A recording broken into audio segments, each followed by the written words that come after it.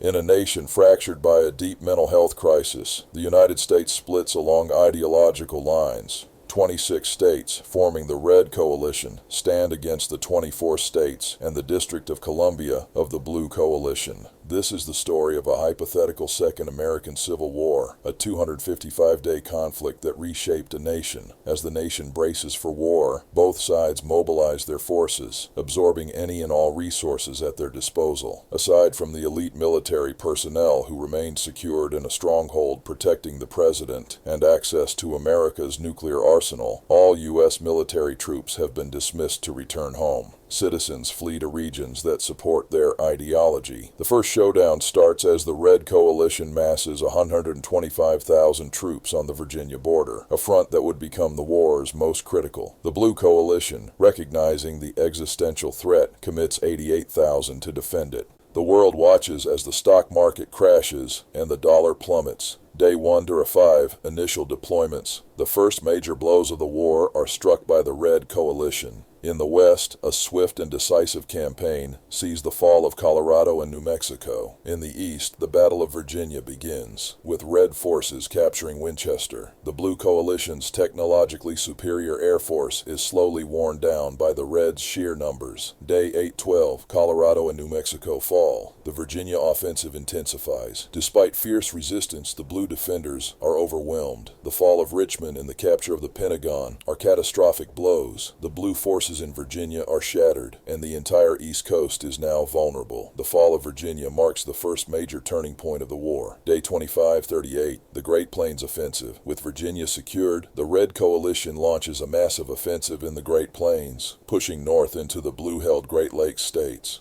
Simultaneously, North Carolina is besieged, cut off from all support. The Red War Machine appears unstoppable, fueled by its dominance of the nation's energy resources. Day 56-70, the fall of Chicago. The war is essentially lost. The war's second and most decisive turning point comes with the fall of Chicago. After a brutal siege, the city's defenders are forced to surrender. The loss of Chicago is a devastating blow to the Blue Coalition, effectively sealing their fate. With the Great Lakes region doomed, any realistic path to victory for the Blue forces has vanished. Day 146-175, the fall of New York City. The Red War Machine turns its attention to the beleaguered East Coast. Maryland, Pennsylvania, and New Jersey fall in quick succession. The final assault is on New York City, the most heavily defended Blue stronghold. After a long and bloody battle, the city falls. Day 176-188, New England surrenders. As winter sets in, the Blue Coalition situation becomes even more dire. A lack of heating fuel leads to a humanitarian crisis in the Northeast. With no hope of relief, the remaining New England states are forced to surrender. The East Coast is now entirely under Red control. Day 189-195, the West Coast stands alone. The West Coast is all that remains of the Blue Coalition.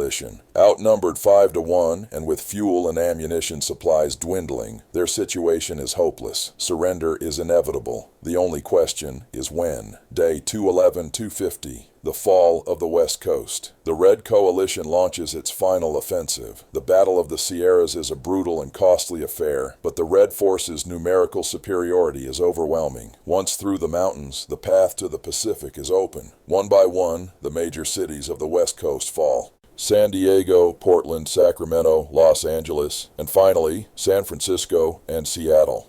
Day 255, the war ends. With all major cities and bases lost, and with no fuel or ammunition, the remaining Blue forces have no choice but to surrender. After 255 days of brutal conflict, the Second American Civil War is over. Scene 13, Conclusion and Aftermath. The Red Coalition's victory was a result of its energy dominance, numerical superiority, and strategic geographical advantages. The war left a devastating toll. America is a shell of what it used to be, holding little to no status in the world, and barely able to provide domestic security against countries who have dreamed of the day that we would be weak enough to take a shot at. There are no winners. Over 400,000 dead, millions displaced, and an economy in ruins. The Treaty of Denver officially reunified the nation, but the scars of this hypothetical conflict would take generations to heal.